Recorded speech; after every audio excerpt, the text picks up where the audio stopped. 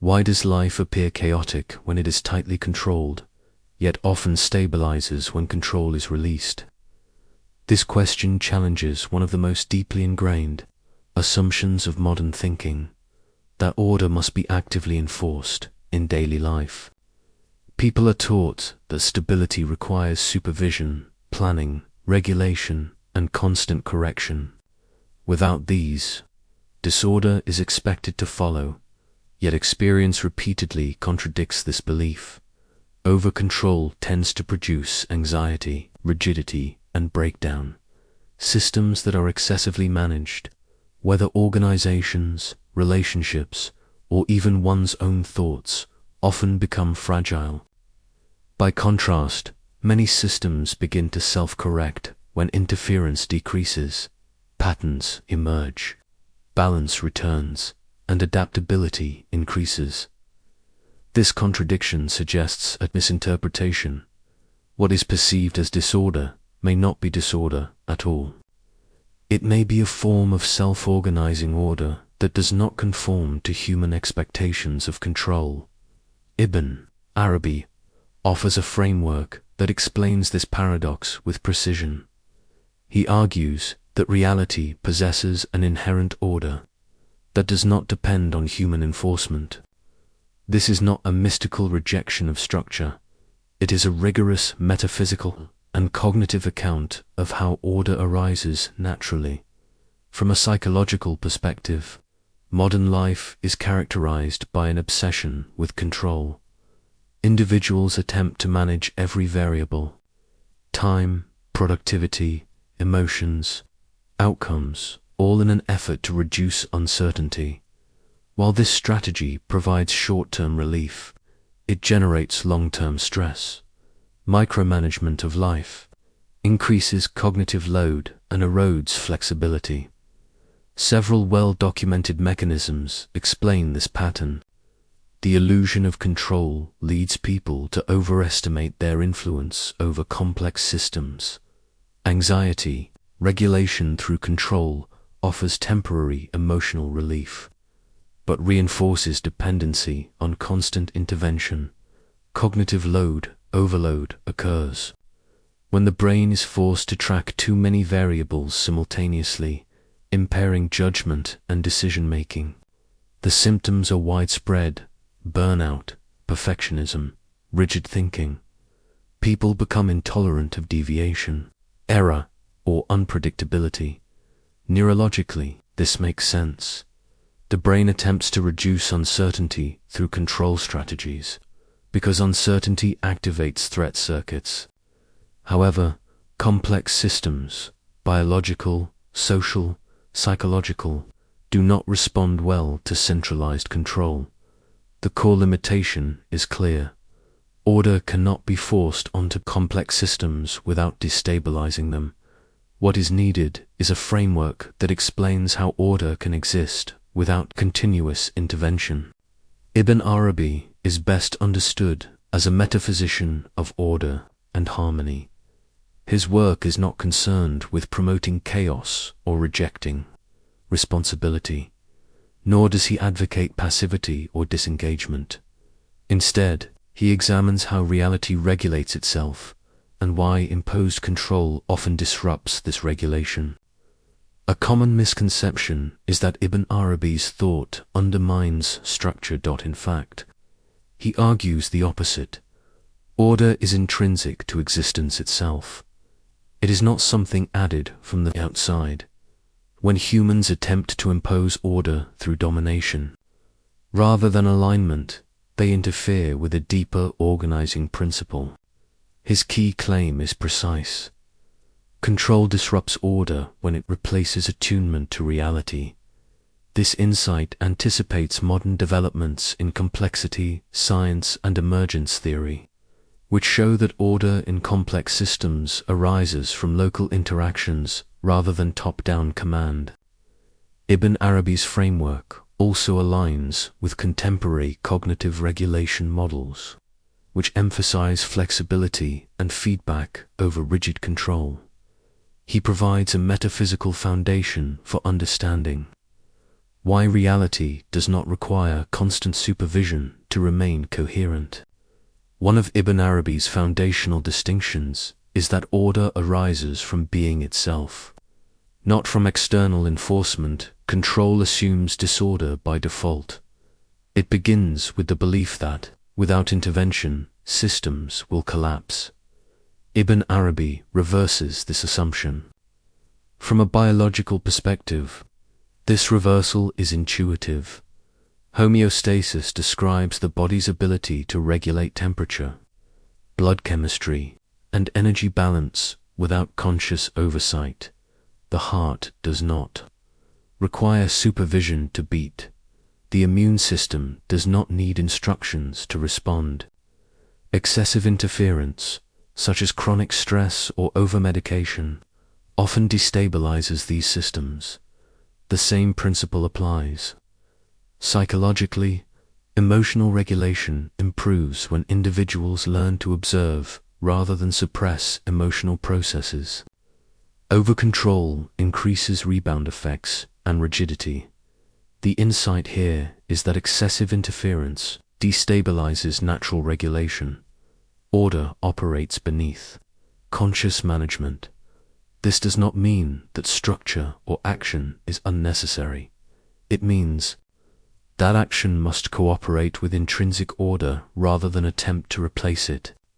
The key takeaway is clear. True order does not originate in force.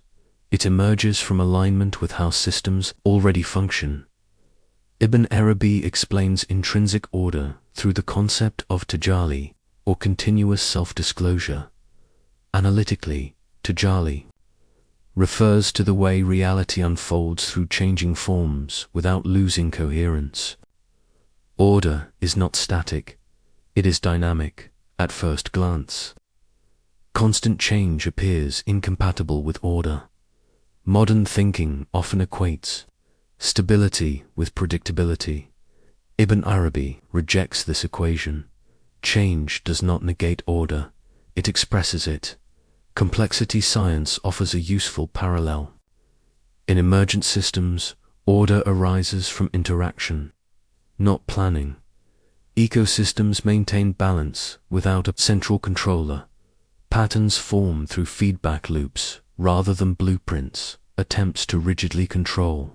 Such systems often lead to collapse. A common misconception must be corrected here. Stability does not require rigidity. Rigid systems are brittle. Flexible systems adapt. Tajalli describes how order unfolds dynamically, responding to conditions without losing coherence. The insight is that order does not need to be predicted in advance. It reveals itself through interaction. Planning becomes secondary to responsiveness. Ibn Arabi interprets the human drive for control as a response to uncertainty rather than as evidence of mastery. Control reflects discomfort with unpredictability. Psychologically, this aligns with intolerance of uncertainty, a trait associated with anxiety and rigid behavior. Control also serves ego-based regulation. It provides the illusion of agency and security. However, over-planning often leads to paralysis. When every outcome must be guaranteed, action becomes impossible. A crucial clarification is needed. Letting go of control does not mean abandoning agency. It means shifting from domination to alignment. Agency remains, but it operates differently. From this perspective, alignment replaces control as a higher form of intelligence. Instead of forcing outcomes, one learns to read conditions, respond to feedback, and adjust behavior. This form of intelligence is adaptive rather than coercive. Ibn Arabi's insight reframes mastery not as control over reality, but as cooperation with its inherent order. To explain how order operates without control, Ibn Arabi introduces the concept of barzakh. In this context, barzakh represents a threshold between imposed order and apparent disorder. It is the space where regulation occurs without domination in cognitive science. This corresponds to adaptive regulation. Skilled performance often relies on indirect engagement rather than conscious control. Athletes, musicians, and surgeons perform best when they trust trained processes instead of micromanaging each movement. This state is often described as flow. In flow, action is precise, responsive, and coordinated, yet not consciously controlled step by step. Too much control disrupts performance. Too little leads to error. The insight is that order is most effective when indirectly engaged. Balzac names the zone where structure and flexibility coexist. It is neither chaos nor rigidity. It is responsive. Coherence. Ibn Arabi's logic leads to a counterintuitive conclusion. Control often generates the disorder it seeks to prevent by introducing resistance into self-organizing systems. Control disrupts feedback loops. Psychological research supports this through concepts like reactance, where individuals resist perceived restrictions, and overcorrection effects, where excessive adjustment destabilizes systems. A common misconception is that control and structure are the same. They are not. Structure emerges from consistent patterns. Control constrains those patterns from the outside.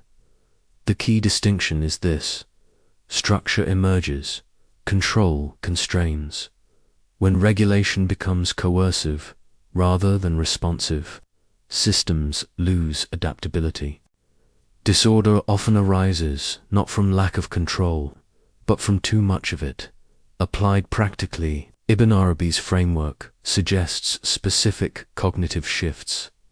One is reducing micromanagement of outcomes. Another is learning to observe natural feedback loops instead of overriding them.